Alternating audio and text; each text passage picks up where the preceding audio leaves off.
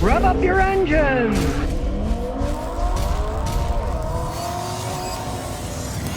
Okay, today we got power steering gone bad. It's a 2014 Ford Fusion, and if you don't know, it has the electric power steering assist. But thank goodness it's not drive-by-wire. The steering wheel is physically connected to your drive wheels.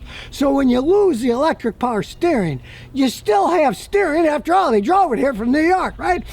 But you don't have power steering. So we're going to figure out what's going on with this one. Now, I'm not a fan of electric power steering because the old-fashioned systems pretty much bulletproof. They can go for ages and ages. My Toyotas, doesn't matter if they're 17 years old, 22 years old, 32 years old, they're still working. But this thing is broken, doesn't have power assist. He did hit a giant pothole that was full of water. So we're gonna have to try to figure out, did something break because of the pothole, or did something break because water intruded on the system? So out with the giant scan tool. And to tell you the truth, I really hate electric power steering, especially the ones on the Fords, because they break relatively often. The only reason they went to electronic power steering is because it's cheaper to make.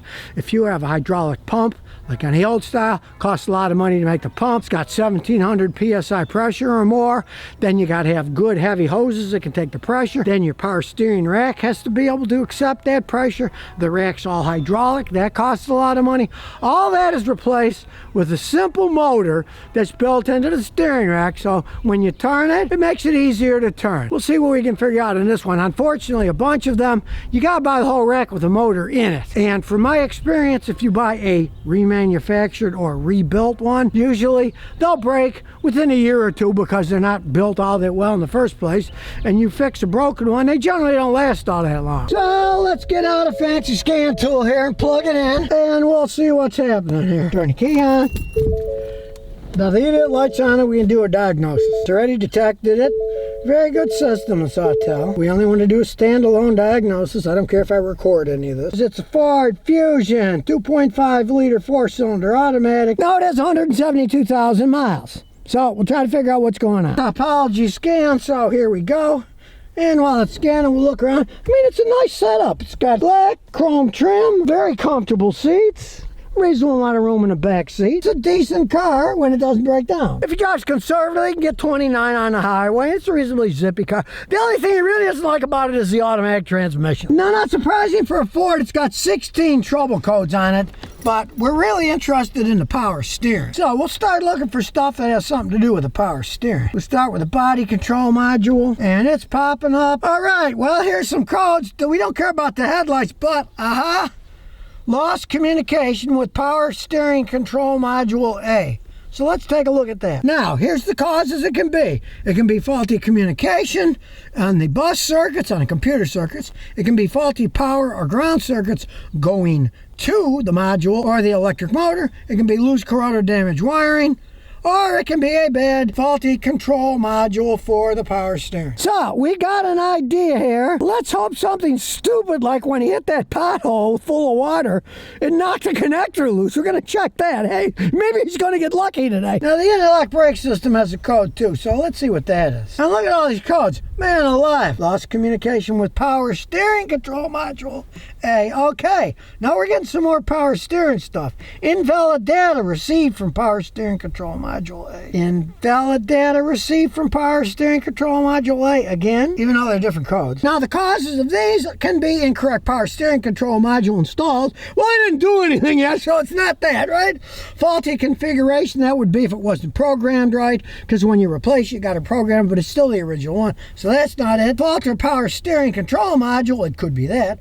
Or loose, corroded, damaged harness connector and terminal. So from just this analysis, either that control module's gone bad or the wiring. So I'm going to erase all the codes and start looking under the hood. Quick erase everything here, and then we'll start checking under the hood. Now they're all erased. Well, the good thing is we got the key on, so there's power. So there's no like short to ground or short power, because it's going to find that immediately and the code will pop back up. So now you can see down here, that's the power steering assist motor right there, bolts into the rack. Ford tries to sell you the whole rack. It's a whole bunch of money. Checking the wiring is all totally tight. It's not brazed or rubbed against something. It's never been taken off, so it's not like somebody put it off and didn't take it on tight. They do have click connectors, and this one's never been touched, so there's nothing wrong there. Now, as you can see here, this is a power steering control module wiring. There's all kinds of wiring, grounds and stuff. It's just way too complex with a bunch of feedback sensors and things on it. That's why I hate these things. The old ones are simple mechanical. Now, on this vehicle, unfortunately, the module's part of the steering. You gotta buy the whole assembly, take it off, put it on, then it has to be reprogrammed, then the front end has to be realigned because you gotta take the tie rods off. It is a giant pain in the butt. He's gonna go with no extra power steering. Hey, I drove a car years like that, and yeah, it's really hard to parallel park. You know, it's not easy to do, but on a highway, it's not all that bad. It's not gonna have other problems. It's just a power assist. The power assist is now gone, and in order to fix it, it's just a total rat's nest. Ford, of course, has to make it so the assembly's all one piece. You know, other manufacturers, you can buy just the motor, you can buy just the module. No, these clowns, they sell it as one gigantic piece. As you can see in the picture up there, it's big, it's expensive, and here's the problem. You buy it from Ford, it's thousands of dollars, and then the labor, it's gonna cost you a fortune. The owner of this car, the other one from Detroit Axle, it was 450 bucks. But if you look closely, it's Chinese. They say stuff like, assembled in the United States. Yeah, they can make the whole thing, which is a gigantic part. As you can see down there, I mean, it's all that part. All that, the rack, all the way across. You have the suspension off. Then you got to realign the car. Then you got to reprogram it because it's electronic and it isn't plug and play. They could make them plug and play, but Ford wants to rip you off when they repair your cars. So he's going to live without power steering on this thing because he doesn't want to spend a small fortune. I mean, at least it's a good thing. It's not like an electric car that it goes dead and then it just stops and sits there like a lump of coal. It's still drivable, so let's take it for a spin. He knows that there's a problem. Steering is his fault, so resetting the codes didn't do anything. And yeah, steering this thing, we're going slow. You gotta be strong, but he's young. I'm old and weak. I wouldn't buy a Ford in the first place, but it will still go down the road. And I'll tell you one true thing is, you got tight steering, real tight.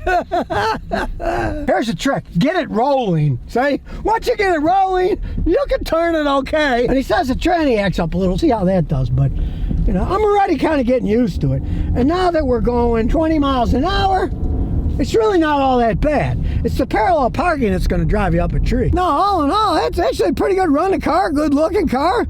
It's just a shame that they had to go to this electronic power steering crap. If it had regular power steering, maybe we'd have to put a pump on, get a reman pump for maybe $100 or something, not that big of a deal. You don't have to reprogram anything with hydraulic pump like you do with this electronic crap. And of course, it all has to do with Ford Motor Company. I've never seen an electronic power steering pump break on a Toyota, so they make just a heck of a lot better than Ford does. So there we have it. He's going to get a workout when he drives his car now. Realize it is just electronic power assist. You can drive the car perfectly fine this way, and you won't get sloppy steering. It's tight because there's no boost. It's really nice and comfortable on the highway.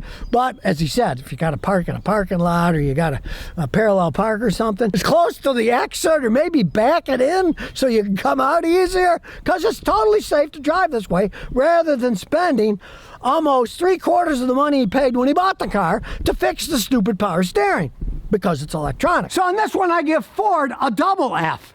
They fail for putting electronic power steering in, and then they fail because you got to buy the whole stinking electronic rack with the motor and the module. It's all one stinking piece. So, to you, Ford, you should go back to making them when you made good cars, when they had regular power steering, and sure, the pumps would go bad, but they're easy to replace. This is a stinker, but look on the bright side. He's going to get some nice biceps driving this thing around now. So if you never want to miss another one of my new car repair videos, remember to ring that bell.